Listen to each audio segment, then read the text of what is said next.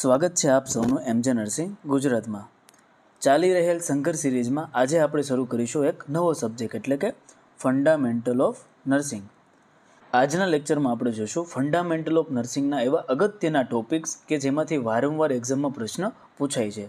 આપણને એમસીક્યુ આપેલ છે કે નીચેનામાંથી કયા ફીવરમાં જે ટેમ્પરેચર છે એ સતત એલિવેટેડ રહે છે અને 24 કલાકમાં જે ફ્લક્ચ્યુએશન થાય છે એ કેવું હોય છે 1 સેલ્સિયસ કરતાં ઓછું હોય છે. ક્વેશ્ચન શું કહેવા માંગે છે કે જે ટેમ્પરેચર છે એ કેવું રહેતું હશે, સતત એલિવેટેડ રહેતું હશે, એટલે કે નોર્મલ લેવલ સુધી પાછું આવતું હશે નહીં. અને 24 કલાક દરમિયાન જે ફ્લક્ચ્યુએશન એટલે કે જે ફેરફાર રહે છે કેવો રહેતો હશે 1 સેલ્સિયસ કરતાં ઓછો રહેતો હશે. તો આ પ્રકારના ફીવરને શું કહીશું? ઓપ્શન એ આપેલ છે રેમિટન્ટ ફીવર, ઓપ્શન બી આપેલ છે કન્ટિન્યુઅસ ફીવર, ઓપ્શન સી આપેલ છે ઇન્ટરમિટન્ટ ફીવર કે રિલેપ્સિંગ ફીવર. આપણો આન્સર આવશે ઓપ્શન બી કન્ટિન્યુઅસ ફીવર. તો જે કન્ટિન્યુઅસ ફીવરની કન્ડિશન છે એમાં જે આપણું બોડી ટેમ્પરેચર છે એ કેવું રહેતું હશે? કન્ટિન્યુઅસલી નોર્મલ કરતાં વધારે રહેતું હશે. અને 24 કલાકમાં જે ટેમ્પરેચરનો ફેરફાર હશે એ આપણને કેવો જોવા મળશે? એ આપણને જોવા મળશે 1 સેલ્સિયસ કરતાં ઓછો. તો જે એમસીક્યુમાં આપણને જે બે કન્ડિશન આપી હતી એ આપણે અહીંયા કન્ટિન્યુઅસ ફીવરમાં શું થશે? ફૂલફિલ થશે. તેથી આપણો આન્સર આવશે કન્ટિન્યુઅસ ફીવર. ત્યાર પછી આપણને આપેલ છે કે જે ટેમ્પરેચર છે એ નોર્મલ લેવલ સુધી પાછું આવતું હશે નહીં. એક્ઝામ્પલમાં આપેલ રીડિંગ આપણે અસેસ કરતાં આપણને જોવા મળશે કે દિવસ દરમિયાન જે ટેમ્પરેચરના રીડિંગ લીધા છે એનો ફેરફાર કેવો હોય છે? 1 સેલ્સિયસ કરતાં ઓછો જોવા મળશે. ત્યાર પછી આપણે આગળ જોઈએ રેમિટન્ટ ફીવર. રેમિટન્ટ ફીવરની કન્ડિશનમાં પણ જે બોડી ટેમ્પરેચર છે એ આખો દિવસ કેવું રહેતું હશે? નોર્મલ કરતાં વધારે રહેતું હશે. પરંતુ 24 કલાક દરમિયાન જે ટેમ્પરેચરનું ફ્લક્ચ્યુએશન થાય છે, જે ટેમ્પરેચરનો ફેરફાર થાય છે એ આપણને જોવા મળે છે 1 સેલ્સિયસ કરતાં વધારે. જ્યારે કન્ટિન્યુઅસ ફીવરમાં આ ફેરફાર આપણને કેવો જોવા મળતો હતો? 1 સેલ્સિયસ કરતાં ઓછો. અને રેમિટન્ટ ફીવરમાં આ ફેરફાર આપણને જોવા મળશે 1 સેલ્સિયસ કરતાં વધારે. ત્યાર પછી આપેલ છે કે ટેમ્પરેચર નોર્મલ લેવલ સુધી પાછું આવતું નથી. જે ટેમ્પરેચર છે એ નોર્મલ બેઝલાઇન લેવલ સુધી પાછું આવતું હશે નહીં. એક્ઝામ્પલમાં આપેલ રીડિંગ અસેસ કરતાં આપણને ખ્યાલ આવશે કે આ રીડિંગનું જે ફ્લક્ચ્યુએશન હશે એ કેવું હશે? 1 સેલ્સિયસ કરતાં વધારે હશે. ત્યાર પછી આપણને આપેલ છે કે રેમિટન્ટ ફીવર એ કઈ કન્ડિશનમાં જોવા મળે છે? તો રેમિટન્ટ ફીવર એ જોવા મળશે આપણને ટીબીમાં એટલે કે ટ્યુબરક્યુલોસિસમાં, ઇન્ફેક્ટિવ એન્ડોકાર્ડાઇટિસમાં અને કેટલાક બેક્ટેરિયલ ઇન્ફેક્શનમાં આપણને રેમિટન્ટ ફીવરની કન્ડિશન જોવા મળી શકે છે. ત્યાર પછી આપણને આપેલ છે ઇન્ટરમિટન્ટ ફીવર. ફીવર આવે છે અને પછી જે બોડી ટેમ્પરેચર છે એ નોર્મલ લેવલ સુધી કેવું આવતું હશે? પાછું આવતું હશે અને ત્યારબાદ ફરી ફીવર આવતો હશે. આપણે અગાઉ બે જે ફીવરની કન્ડિશન જોઈ કન્ટિન્યુઅસ ફીવર અને રેમિટન્ટ ફીવર, એમાં જે ફીવર છે એ નોર્મલ લેવલ સુધી પાછો આવતો નહીં. જ્યારે ઇન્ટરમિટન્ટ ફીવરની કન્ડિશનમાં જે ફીવર છે આપણને નોર્મલ લેવલ સુધી પાછો આવતો જોવા મળે છે. આપેલ એક્ઝામ્પલ અસેસ કરતાં આપણને જણાશે કે જે દિવસ દરમિયાન જે ટેમ્પરેચરના રીડિંગ લીધેલા છે એમાં જે ફીવર છે એ નોર્મલ લેવલ સુધી 1 થી 2 વાર પાછો આવતો જોવા મળશે. ઇન્ટરમિટન્ટ ફીવર એ કઈ કન્ડિશનમાં જોવા મળશે? તો એ જોવા મળશે આપણને મેલેરિયામાં, પાયોજેનિક ઇન્ફેક્શનમાં અને કોઈ પણ પ્રકારનું એબ્સેસ થયું હોય તો એમાં પણ આપણને ઇન્ટરમિટન્ટ ફીવર જોવા મળી શકે. ત્યાર પછી આપણને આપેલ છે સ્ટેપ લેડર ફીવર. જોઈએ સ્ટેપ લેડર ફીવરની કન્ડિશનમાં જે ટેમ્પરેચર છે આપણને દરરોજ ધીમે ધીમે અને સ્ટેપ બાય સ્ટેપ વધતું જોવા મળશે. એટલે કે દરેક દિવસે ફીવર હશે એ પ્રીવિયસ ડે કરતાં કેવો હશે? વધારે જોવા મળશે. તો જે સ્ટેપ લેડર ફીવરની કન્ડિશન છે એમાં આપણને ટેમ્પરેચર છે કંઈક આ રીતે વધતું જોવા મળી શકે છે. એક્ઝામ્પલ તરીકે લઈએ તો ડે 1 આપણે ટેમ્પરેચર અસેસ કર્યું તો આપણને મળ્યું 38 સેલ્સિયસ. બીજા દિવસે વધીને કેટલું થયું? 38.5 સેલ્સિયસ. ત્રીજા દિવસે આપણને જોવા મળ્યું 39 સેલ્સિયસ અને ચોથા દિવસે 39.5. તો દિવસે ને દિવસે આપણને 0.5 સેલ્સિયસનો વધારો થતો હોય એવો જોવા મળે છે. Most IMP step ladder fever એ કઈ કન્ડિશનમાં જોવા મળે છે? તો આપણો આન્સર આવશે ટાઇફોઇડ ફીવર. ત્યાર પછી આપણને આપેલ છે રિલેપ્સિંગ ફીવર. રિલેપ્સિંગ ફીવર એટલે એવો ફીવર જેમાં કેટલાક દિવસો સુધી ફીવર જોવા મળે છે. ત્યાર પછી કેટલાક દિવસો કેવું હોય છે? ટેમ્પરેચર બિલકુલ હશે નહીં, એટલે કે નોર્મલ કન્ડિશનમાં હશે અને ત્યારબાદ ફરી પાછો ફીવર આવે છે. તો ફીવર અહીં રિલેપ્સ થતો હોય એવો જોવા મળે છે. એક્ઝામ્પલ લઈએ તો 1 થી 3 દિવસનો જે પીરિયડ છે એમાં આપણને ફીવર જોવા મળશે. ત્યાર પછી 4 થી 6 દિવસમાં આપણને નોર્મલ ટેમ્પરેચર જોવા મળશે અને 7 થી 9 દિવસમાં ફરી પાછો ફીવર આવી જશે. તો જે ફીવર છે એ આપણને રિલેપ્સ થતો હોય એવો જોવા મળે છે. કઈ કન્ડિશનમાં રિલેપ્સિંગ ફીવર જોવા મળશે? તો એ આપણને જોવા મળશે બોરેલિયા ઇન્ફેક્શનમાં. ત્યાર પછી આપણને આપેલ છે હેક્ટિક અથવા તો સેપ્ટિક ફીવર. હેક્ટિક ફીવર એટલે એવો ફીવર જેમાં બોડી ટેમ્પરેચરમાં ખૂબ જ મોટો અને ખૂબ ઝડપી ફ્લક્ચ્યુએશન થાય છે. ઘણી વખત આ ફ્લક્ચ્યુએશન કેટલું હોય છે? 2 સેલ્સિયસ કરતાં પણ વધારે જોવા મળે છે. સાથે સાથે આપણને જોવા મળશે ચિલ્સ અને સ્વેટિંગ. એક્ઝામ્પલ જોઈએ તો મોર્નિંગ ટેમ્પરેચર આપણે અસેસ કર્યું તો આપણને મળ્યું 40 સેલ્સિયસ. ત્યાર પછી આફ્ટરનૂનમાં આ ટેમ્પરેચર થઈ ગયું 37.5 સેલ્સિયસ અને ઇવનિંગમાં ફરી પાછું 40 સેલ્સિયસ. તો આપણને જે ટેમ્પરેચરનો જે ફ્લક્ચ્યુએશન છે એ 2 સેલ્સિયસ કરતાં કેવો જોવા મળે છે? વધારે જોવા મળે છે. ત્યાર પછી આપણને આપેલ છે હેક્ટિક ફીવર એ આપણને કઈ કન્ડિશનમાં જોવા મળે છે? તો એ આપણને જોવા મળશે સેપ્સિસ, સેપ્ટિસેમિયા, એપ્સેસ અથવા તો કોઈ પણ પ્રકારનું સિવિયર બેક્ટેરિયલ ઇન્ફેક્શન થયું હોય તો એ કન્ડિશનમાં આપણને જોવા મળી શકે છે. ત્યાર પછી આપણને આપેલ છે પેલ એબ્સ્ટેન્ટ ફીવર.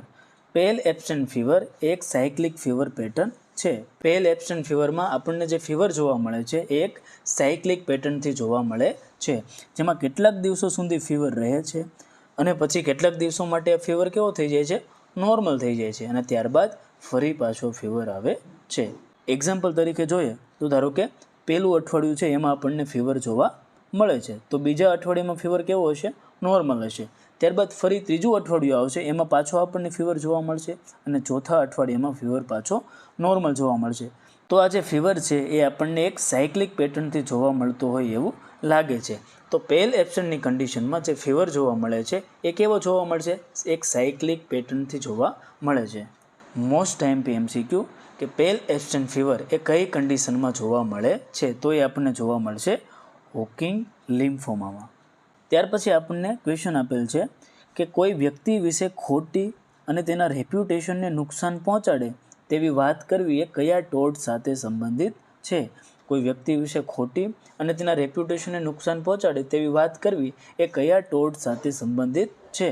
ઓપ્શન એ આપેલ છે નેગ્લિજન્સી, ઓપ્શન બી આપેલ છે ડિફામેશન, ઓપ્શન સી આપેલ છે બેટરી અને ડી આપેલ છે અસોલ્ટ. આપણો આન્સર આવશે બી, ડિફામેશન. ત્યાર પછી આપણને આપેલું છે ટોટ એટલે શું?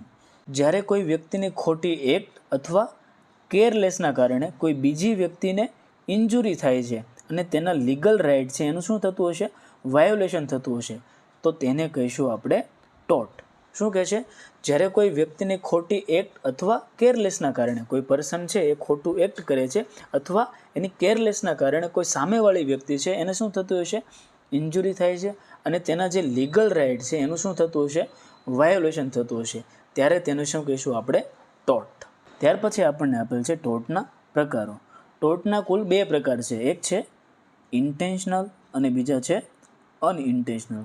ઇન્ટેન્શનલ ટોટમાં આવશે અસોલ્ટ, બેટરી, ફોલ્સ ઇમ્પ્રિઝનમેન્ટ, ડિફામેશન અને ઇન્વેઝન ઓફ પ્રિવસી. અનઇન્ટેન્શનલમાં આવશે નેગ્લિજન્સી અને માલ પ્રેક્ટિસ. તો સૌપ્રથમ આપણને આપેલું છે અસોલ્ટ એટલે શું? પેશન્ટને કોઈ હાર્મફુલ અથવા તો અનવોન્ટેડ ફિઝિકલ કોન્ટેક્ટ થવાનો ફિયર ઊભો કરવાનો છે. શું કીધું છે? પેશન્ટને હાર્મફુલ અથવા તો અનવોન્ટેડ ફિઝિકલ કોન્ટેક્ટ થવાનો ફિયર ઉત્પન્ન કરવાનો છે. અહીં પેશન્ટને અથવા તો પર્સનને કોઈ પણ પ્રકારનો ફિઝિકલ કોન્ટેક્ટ કરવામાં આવતો હશે નહીં. એક્ઝામ્પલ તરીકે જોઈએ તો નર્સ પેશન્ટને કહે છે કે હું તમને જબરદસ્તી ઇન્જેક્શન આપીશ અને પેશન્ટમાં શું અનુભવાયો? ફિયર. તો નર્સે પેશન્ટને કીધું હું તમને જબરદસ્તી ઇન્જેક્શન આપીશ, આપ્યું નથી, એટલે કે કોઈ પણ પ્રકારનો ફિઝિકલ કોન્ટેક્ટ કર્યો હશે નહીં. આવા વર્બલી સ્ટેટમેન્ટથી પેશન્ટને શું થયું? ફિયર ઉત્પન્ન થયો. તો આ કેમાં આવશે? અસોલ્ટમાં. બીજું એક્ઝામ્પલ લઈએ તો કોઈ દર્દી છે એ વોર્ડમાં વારંવાર આટા માર્યા રાખે છે, એનો જે બેડ છે ત્યાં બેસતો નથી. તો નર્સે એને શું કીધું કે ભાઈ તમે બેસી જાઓ, નહીં તો તમને બેડ પર બાંધી દઈશ. તો પેશન્ટના મનમાં શું ઉત્પન્ન થયો? ફિયર ઉત્પન્ન થયો. અને નર્સે ખરેખર તો એને બાંધ્યો નથી, પરંતુ માત્ર સ્ટેટમેન્ટ આપ્યું છે, માત્ર એને વર્બલી કીધું છે કે ભાઈ તમે બેસી જાઓ, નહીં તો હું તમને બેડ પર બાંધી દઈશ. ત્યાર પછી આપણને આપેલ છે બેટરી. પેશન્ટની વેલિડ કન્સર્ટ વગર ઇન્ટેન્શનલી ફિઝિકલ કોન્ટેક્ટ કરવો અથવા તો ટ્રીટમેન્ટ કરવી એ કયા ટોટમાં આવશે? એ આવશે બેટરીમાં. એક્ઝામ્પલ જોઈએ તો પેશન્ટે ઇન્જેક્શન માટેની ક્લિયરલી ના પાડી હોવા છતાં નર્સે ઇન્જેક્શન આપી દીધું. પેશન્ટની કોઈ પણ પ્રકારની કન્સર્ટ છે નહીં કે મારે ઇન્જેક્શન લેવું છે, તેમ છતાં નર્સે શું કર્યું, એને ઇન્જેક્શન આપી દીધું. તો પેશન્ટના કન્સેન્ટ વગર પેશન્ટની બોડીને ટચ કરવું એટલે કે ફિઝિકલ કોન્ટેક્ટ કરવો અથવા તો એને ટ્રીટમેન્ટ આપવી એ કયો ટોટ ગણાશે, એ લાગુ પડશે બેટરી. ત્યાર પછી આપણને આપેલ છે ફોલ્સ ઇમ્પ્રિઝનમેન્ટ. પેશન્ટને કોઈ વેલિડ લીગલ અથવા તો મેડિકલ રીઝન વગર તેની ફ્રીડમ ઓફ મૂવમેન્ટ છે એને રોકવું, એને શું કહીશું, ફોલ્સ ઇમ્પ્રિઝનમેન્ટ. એક્ઝામ્પલ જોઈએ તો પેશન્ટને કોઈ વેલિડ રીઝન વગર રૂમમાં બંધ રાખવું અથવા તો બહાર જવા દેવો નહીં, એ કયા ટોટમાં આવશે, એ આવશે ફોલ્સ ઇમ્પ્રિઝનમેન્ટ. કોઈ વેલિડ રીઝન નથી છતાં પણ આપણે પેશન્ટને એની ફ્રીડમ ઓફ મૂવમેન્ટને રોકીએ છીએ, એને આપણે બાંધી રાખીએ છીએ, એને આપણે બહાર જવા દેતા નથી, તો એ આવશે ફોલ્સ ઇમ્પ્રિઝનમેન્ટમાં. ત્યાર પછી આપણને આપેલ છે ડિફામેશન. કોઈ પર્સન છે એના વિશે આપણે ફોલ્સ સ્ટેટમેન્ટ આપીએ અને તેના કારણે તેની જે રેપ્યુટેશન છે એમાં નુકસાન પહોંચે, તો એ કયા ટોટ્સ લાગુ પડશે, એ લાગુ પડશે ડિફામેશન. એક્ઝામ્પલ જોઈએ તો નર્સ પેશન્ટ વિશે ખોટી વાત કરીને બીજા લોકોમાં ફેલાવે છે અને પેશન્ટની જે રેપ્યુટેશન છે એ ખરાબ કરે છે, તો આ કેવો પ્રકારનો ટોટ છે, ડિફામેશન. ત્યાર પછી આપણને આપેલ છે ડિફામેશનના બે ટાઈપ્સ, લાઇબલ અને સ્લેન્ડર. લાઇબલ એટલે શું, written ફોર્મ ઓફ ડિફામેશન. જે ડિફામેશન કર્યું છે, જે પેશન્ટ વિશે ફોલ્સ સ્ટેટમેન્ટ આપ્યું છે, આપણે કઈ રીતના આપ્યું હશે, લખીને, L ફોર લખીને, એટલે એને કહીશું આપણે લાઇબલ. એક્ઝામ્પલ જોઈએ તો પેશન્ટ વિશે ખોટી વાત written ડોક્યુમેન્ટ અથવા તો સોશિયલ મીડિયા પર લખેલ, તો આ જે ડિફામેશન કર્યું છે આપણે કઈ રીતના કર્યું છે, લખીને, આથી એને કહીશું આપણે લાઇબલ ડિફામેશન. ત્યાર પછી બીજો ટાઈપ છે સ્લેન્ડર. સ્લેન્ડરમાં જે ડિફામેશન થતું હશે એ કઈ રીતના થતું હશે, સ્પોકન, બોલીને, S ફોર સ્લેન્ડર અને S ફોર સ્પોકન, એ રીતે યાદ રાખવાનું છે. તો સ્પોકન ફોર્મ ઓફ ડિફામેશન, જે ડિફામેશન થતું હશે એ સ્પોકન એટલે કે બોલીને થતું હશે. એક્ઝામ્પલ જોઈએ તો પેશન્ટ વિશેની જે ખોટી વાત છે એ વર્બલી બીજા લોકોને કહેવામાં આવે છે, તો આ કયા પ્રકારનું ડિફામેશન થશે, એ થશે સ્લેન્ડર. ત્યાર પછી આપણને આપેલ છે ઇન્વેઝન ઓફ પ્રિવસી. ઇન્વેઝન ઓફ પ્રિવસી એટલે કે કોઈ વ્યક્તિની પરમિશન વગર તેની પર્સનલ લાઈફ, ફિઝિકલ સ્પેસ અથવા તો જેના કોન્ફિડેન્શિયલ રેકોર્ડ છે એમાં ગેરકાયદેસર રીતે દખલગીરી કરવી, તેને કહીશું આપણે ઇન્વેઝન ઓફ પ્રિવસી. શું કહે છે કે કોઈ પર્સન છે એની પરમિશન વગર તેની પર્સનલ લાઈફ અથવા તો તેની જે કોન્ફિડેન્શિયલ રેકોર્ડ છે એમાં આપણે જાણી જોઈને દખલગીરી કરીએ છીએ અને એના જે રેકોર્ડ છે આપણે પબ્લિકલી જાહેર કરીએ છીએ, તો એ કયા ટોટ્સમાં આવશે, તો એ આવશે ઇન્વેઝન ઓફ પ્રિવસી. એક્ઝામ્પલમાં આપણને આપેલ છે મેડિકલ રેકોર્ડ લીક કરવા.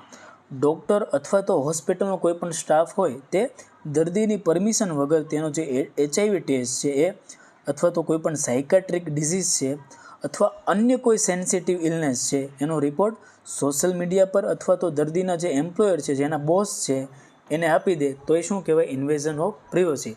કેમ કે અહીંયા દર્દીની પરમિશન વગર આપણે આ બધું કરેલ છે, તો એ આવશે ઇન્વેઝન ઓફ પ્રિવસીમાં. ત્યાર પછી આપણને બીજું એક્ઝામ્પલ આપેલ છે ફોટો વિડીયો વિથઆઉટ કન્સેન્ટ. કોઈ પર્સન છે એની પ્લાસ્ટિક સર્જરી ચાલતી હોય અથવા તો ગાયનેકોલોજીકલ પ્રોસિજર હોય, ત્યારે દર્દીની મંજૂરી લીધા વગર એને જે વિડીયો છે, એના જે ફોટોઝ છે એ બનાવી લીધા હોય અને વિડીયો અને ફોટોઝ છે એ ડૉક્ટર કેના માટે વાપરતા હોય, એના પ્રમોશન માટે, તો એને શું કહીશું આપણે, એને કહીશું ઇન્વેઝન ઓફ પ્રિવસી. હવે આપણે જોઈશું અનઇન્ટેન્શનલ ટોટ. કેટલા છે, 2, નેગ્લિજન્સી અને માલ પ્રેક્ટિસ. જોઈએ નેગ્લિજન્સી એટલે શું. નેગ્લિજન્સી એટલે કોઈ વ્યક્તિ પાસેથી એક્સપેક્ટેડ રિઝનેબલ કેર ન મળવી અને તેના કારણે બીજી વ્યક્તિને ઇન્જુરી અથવા તો હાર્મ થવી. હવે કોઈ પ્રોફેશનલ પર્સન છે એના દ્વારા જે રિઝનેબલ કેર મળવી જોઈતી હતી એ મળશે નહીં અને એના કારણે જે પેશન્ટ છે એને શું થશે, ઇન્જુરી અથવા હાર્મ થશે, તો એ કયા ટોટ્સમાં આવશે, એ આવશે આપણે નેગ્લિજન્સીમાં. એક્ઝામ્પલ જોઈએ તો એક પેશન્ટ છે એને ફોલ રિસ્ક છે, એટલે કે બેડ પરથી પડી જવાનું રિસ્ક કેવું છે, વધારે છે. નર્સને ખબર છે કે પેશન્ટ પડી શકે એમ છે, છતાં નર્સ બેડ સાઇડ રેલ્સ લગાવતી નથી અને પેશન્ટ પડે છે અને તેને શું થાય છે, ઇન્જુરી થાય છે, તો આ કયા પ્રકારનો ટોટ છે, આ છે નેગ્લિજન્સી. ત્યાર પછી આપણને આપેલ છે માલ પ્રેક્ટિસ. કીધું છે કોઈ પ્રોફેશનલ પર્સન છે, એઝ અ ધારો કે આપણે નર્સ શું છે, એક પ્રોફેશનલ પર્સન છે, તો એ જે પ્રોફેશનલ પર્સન છે એને એક સ્ટાન્ડર્ડ ઓફ કેર આપવી જોઈતી હતી, પરંતુ એણે એ આપી નહીં અને એના કારણે દર્દીને શું થયું, ઇન્જુરી અથવા તો હાર્મ, જેને શું કહીશું, માલ પ્રેક્ટિસ. એક્ઝામ્પલમાં આપણને આપેલ છે નર્સે રોંગ મેડિકેશન આપ્યું કારણ કે તેને મેડિકેશન આપતા પહેલાં જે પેશન્ટ અને ડ્રગ ડિટેલ પ્રોપરલી ચેક કરવી જોઈતી હતી એ કરી નહીં. શું ન કર્યું? જે 10 રાઇટ છે એ ચેક કરવા જોઈતા હતા, પરંતુ એ 10 રાઇટ ચેક કર્યા નહીં. આથી ભૂલમાં તેનાથી શું અપાઈ ગયું, ખોટું ઇન્જેક્શન અપાઈ ગયું. આ એક્ઝામ્પલ કેમાં આવશે, માલ પ્રેક્ટિસમાં. તો ચલો મિત્રો, આજના લેક્ચરમાં આપણે આટલું રાખશું અને ત્યારબાદ મળીએ નવા લેક્ચરમાં નવા ટોપિક સાથે.